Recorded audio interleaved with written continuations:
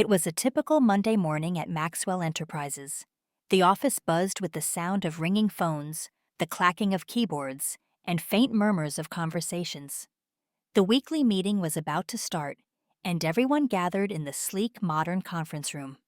At the head of the table stood Mr. Gerald Maxwell, the company's CEO. A man in his early 50s, he had the kind of commanding presence that made people tense up when he entered the room. Known for his short temper and sharp tongue, Gerald often made sure no one questioned his authority. "All right, let's get started," Gerald barked, his voice echoing off the glass walls. He glanced around, his sharp eyes scanning the room. "Where's my coffee?" The room grew silent. Then, from the far end of the hallway, an elderly janitor appeared, pushing a cleaning cart. It was Mr. Harold, a soft-spoken, kind man in his 60s who had worked at the company for over 20 years. Harold carried a steaming cup of coffee in one hand and carefully stepped into the room. "Here you go, sir," he said quietly, placing the cup on the table in front of Gerald. But Gerald didn't thank him. Instead, he stared at Harold with a look of disgust. "What took you so long?" he snapped. I I was finishing cleaning the hallway, sir," Harold replied, his hands trembling slightly. "Well, maybe if you weren't so old and slow, you'd be more useful around here," Gerald sneered, loud enough for everyone to hear. The staff shifted uncomfortably in their seats, exchanging uneasy glances, but no one dared to speak up. Harold looked down, his shoulders slumping. "I'm sorry, sir. I'll be quicker next time." "Next time?" Gerald chuckled coldly. "You're lucky you even have a job here, old man. Cleaning floors is all you're good for." The room was silent again. Harold simply nodded and backed out of the room with his cleaning cart. I remember feeling a pang of guilt as I watched him leave, but like everyone else, I stayed quiet. We all thought we knew Harold, a humble janitor just doing his job, but none of us had any idea what kind of man he really was. That secret was about to change everything. Later that day, I saw Harold in the break room. He was sitting at the corner table, eating his modest lunch, a sandwich wrapped in wax paper. He looked tired, his gray hair slightly disheveled, and his hands rough and calloused from years of hard work. "Harold, are you all right?" I asked hesitantly, sitting down across from him. He smiled weakly. "I'm fine, dear. Don't you worry about me." But his eyes told a different story. They held a sadness that ran deep, as if he was carrying the weight of something far heavier than the cleaning supplies he pushed every day. I wanted to ask more, but before I could, Gerald stormed into the break room. "Harold!" he barked. Harold stood up quickly, wiping his hands on his uniform. "Yes, sir?" "The conference room is still a mess. Why do I have to remind you to do your job properly?" Gerald's tone was sharp and condescending. "I'll take care of it right away, sir," Harold replied, his voice steady but subdued. "You'd better," Gerald said, turning to leave. But just as he reached the door, he added, "Honestly, I don't even know why we keep you around. If it were up to me, I'd replace you with someone who can actually keep up." Harold didn't respond. He just gathered his things and walked out, his head held a little lower than before.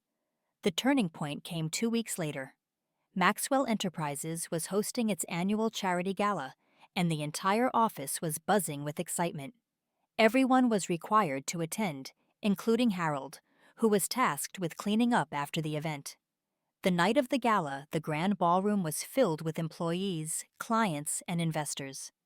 Gerald, dressed in an expensive tuxedo, stood on stage, basking in the attention as he gave a speech about the company's commitment to excellence. As the night went on, people started noticing Harold standing near the entrance, dressed in his usual janitor's uniform. Some whispered, others laughed, and a few even pointed at him. Gerald noticed too. "Harold!" Gerald called out, his voice booming across the room. "What are you doing just standing there? Shouldn't you be cleaning something?" The crowd chuckled nervously. Harold hesitated for a moment, then slowly walked forward. "I'm sorry to interrupt, sir," Harold said, his voice calm but firm.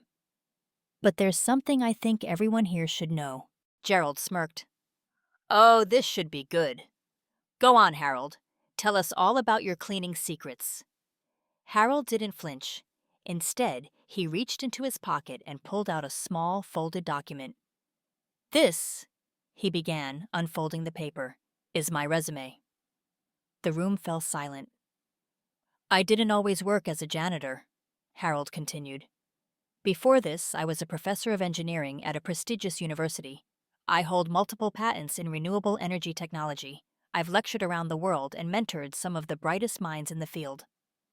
Gasps rippled through the crowd. So why are you here? Someone asked. Harold smiled softly. Because life isn't always fair. My wife fell ill many years ago, and I had to give up my career to care for her. After she passed, I needed work to make ends meet. Cleaning floors might not be glamorous, but it's honest work, and I'm proud of it. Gerald's face turned red. Why didn't you ever mention this? Harold looked at him directly. You never asked. The next morning, Maxwell Enterprises felt different. There was a hum of energy in the air, but it wasn't the usual Monday morning rush. People huddled in small groups near desks, in break rooms, and by the elevators, whispering about what had happened the night before at the gala. Did you hear about Harold? One employee asked. Unbelievable. He's a genius, and we never knew, another replied, shaking their head in disbelief. For years, Harold had been invisible to most of us. We'd passed him in the hallways without a second thought, barely acknowledging the man who kept our workplace spotless. But now it was as if a spotlight had been turned on, revealing a side of Harold we had all been too blind to see. When Harold walked into the building that morning, he carried himself the same way he always did, calm, steady, and unassuming. But something had shifted. People stopped to greet him, some even apologizing for the way they had treated him in the past. Good morning, Harold, said Karen from accounting, her tone unusually warm. I wanted to say I'm sorry for not showing you the respect you deserve. I've been here for 5 years, and I never even took the time to learn your name. That was wrong of me. Harold gave her a kind smile. That's all right, Karen. It's never too late to start treating each other better. Throughout the day, similar moments unfolded. Employees who once ignored Harold now went out of their way to shake his hand or share a kind word. Some asked him about his work as a professor and the technologies he had developed, marveling at his brilliance. But Harold didn't boast or dwell on his accomplishments. Instead, he used these conversations to remind us of something far more important. It doesn't matter what someone does for a living, everyone deserves respect. As for Gerald, he was noticeably quieter that day. He avoided Harold whenever possible, but the guilt was written all over his face. The employees could see it too, and for the first time, Gerald's authority seemed a little less imposing. By lunchtime, Gerald's secretary approached Harold. Mr. Maxwell would like to see you in his office, she said hesitantly, almost as if she didn't believe the words herself. Harold nodded and made his way to the corner office. When he entered, Gerald was sitting at his desk, his hands clasped together as he stared out the window. The confident, brash CEO we all knew looked smaller somehow, as if the weight of his own actions had finally caught up to him. Harold, please sit down, Gerald said, gesturing to the chair across from him. Harold sat, his expression calm but unreadable. Gerald let out a deep breath before he began. I owe you an apology, Gerald said, his voice quieter than usual. I was wrong to treat you the way I did. I never took the time to understand who you were, and I made assumptions about you that were unfair and cruel. Harold tilted his head slightly, his gaze steady. Thank you for saying that, sir, but I hope you understand. This isn't just about me. It's about how we treat people in general. Gerald nodded slowly, his face tightening. You're right. I let my arrogance get the better of me. I judged you based on your job and nothing else. That was a mistake I won't make again. Harold leaned forward slightly, his voice gentle but firm. Respect, sir, should never depend on someone's title or job. It's something we owe to everyone, no matter their role in life. For a moment, Gerald didn't respond. He seemed to be turning Harold's words over in his mind, grappling with the weight of them. "You're a better man than I am, Harold," he admitted finally. Harold smiled faintly. "It's not about being better, Mr. Maxwell. It's about doing better, and we can all start today." Gerald nodded, his expression softening. "Thank you, Harold. I'll try to do better." The changes at Maxwell Enterprises didn't happen overnight, but they did happen. Gerald made a noticeable effort to be more respectful, not just to Harold, but to everyone. The employees followed his lead, creating a workplace that felt less divided by rank and more like a team. Harold, meanwhile, became a quiet legend in the company. People would seek him out, not just for his wisdom, but for his kindness and humility. He became the heart of Maxwell Enterprises, a symbol of resilience, dignity, and the power of staying true to yourself, no matter how the world sees you. Years later, as I reflect on my time at Maxwell Enterprises, I realize how much Harold changed us.